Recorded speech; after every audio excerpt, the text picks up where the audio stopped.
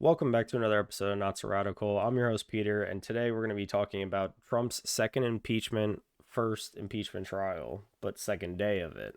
I know it may sound confusing, especially since he's a private citizen already out of office, but yes, we're going to get into it. All right, so this first video here, as you're going to see, this is the video we all saw on mainstream media, the part that they're trying to argue that incited the insurrection, the supposed insurrection, but let's play this now. And we fight.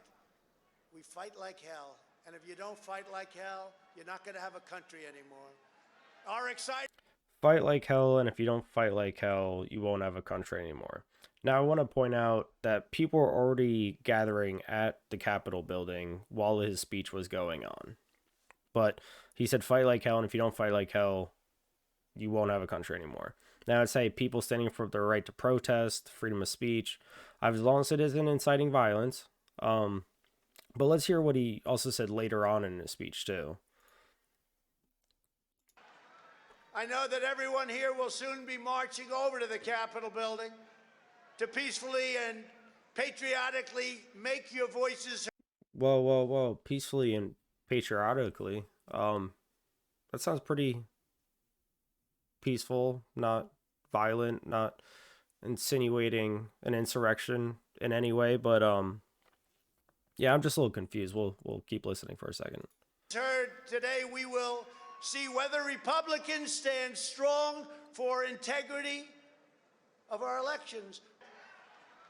I know that so he wants, everybody to, protest, but peacefully and patriotically, for everybody to stand up, and you want Congress, you want the elected officials to stand for you and your beliefs and to listen to you, and you want to be heard. And when you feel like you're not being heard, I mean, that's why people protest. But let's listen to that again. Everyone here will soon be marching over to the Capitol building to peacefully and patriotically make... Okay, so he did say beforehand, peacefully and patriotically. Just wanted to clear that up. But I just want to bring another little tidbit of information. I saw this on Steven Crowder the other day.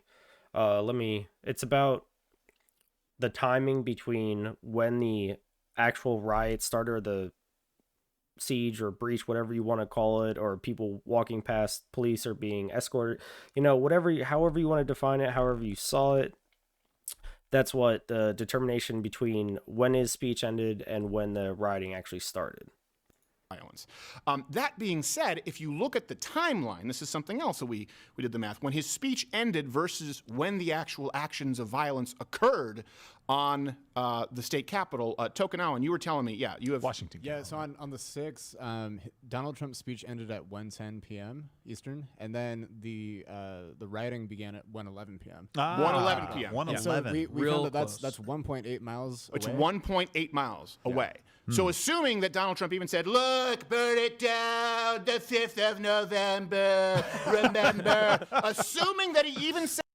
Yeah, so they're saying, I mean, there's a minute between when it started and the actual riot and the chaos part of it started and his speech ending. So that's 1.8 miles in 1 minute. Now, I have some friends that run pretty fast, run long distances, run short distances very fast, but that's insane.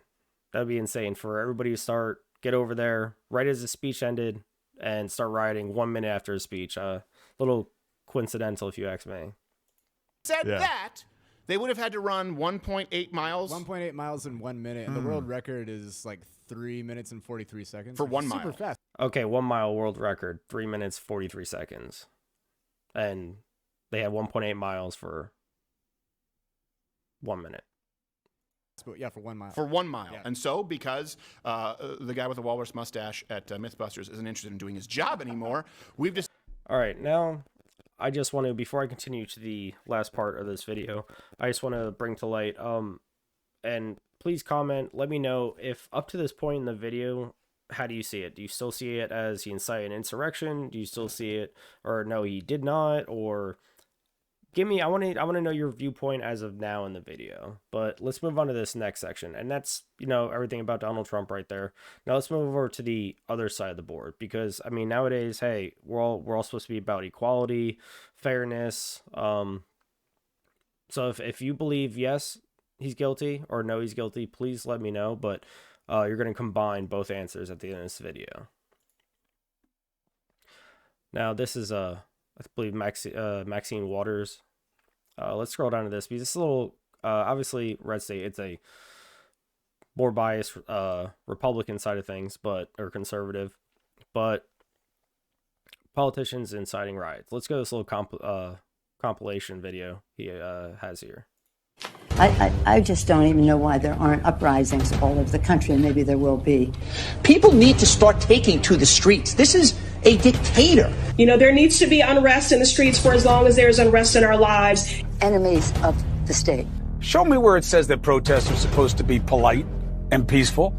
Do something about your dad's immigration practices, you feckless. When they go low, we kick. How do you resist the temptation to run up and wring her neck? I just gotta stop the video for a second. There's a lot of hateful rhetoric there.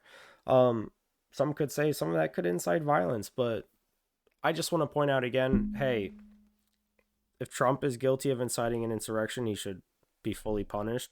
But for me, I just don't see it. I don't see the evidence there. But in all fairness, he got banned from Twitter, all social media accounts. Why are some of these people, I briefly stopped the video, but just in the brief portion you saw, why aren't they being deplatformed, fired, being called to be impeached for their hateful rhetoric? I mean, if you want unity, you have to start with fairness, equality. What happened to everybody being treated the same? We're fighting for those human rights, everybody be treated the same equally. But let's continue with this. I mean, I should say hateful rhetoric, but this clip.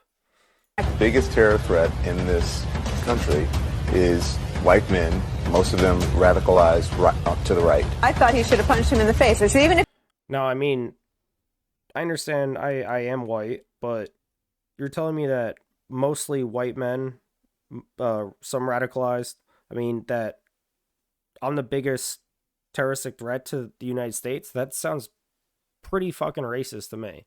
So, sorry, excuse my French, but let's keep going. if you lost, he insulted your wife. Yes. He came down the escalator and called Mexicans rapists and murderers. He said, well, what do you think I should have done? I said, I think you should have punched him in the face and then gotten out of the race. You would have been a hero. Does punching in the face, what is, I'm trying to find the underlying message there. Or actually, no, never mind. It might just mean punch somebody in the fucking face.